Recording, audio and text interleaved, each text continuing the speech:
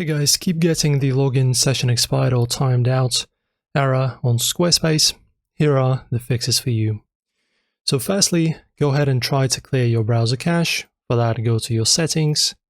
In here, just type in clear or just cache. And as you can see, delete browse and data. You go here. And as you can see, you can go basic or advanced and just clear data.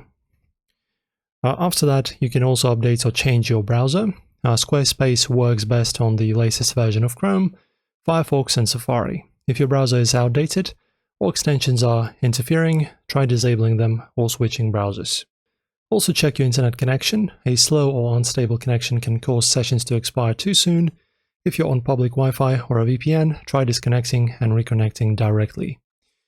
Also, sometimes password managers like LastPass or built-in autofill tools can interfere with login cookies.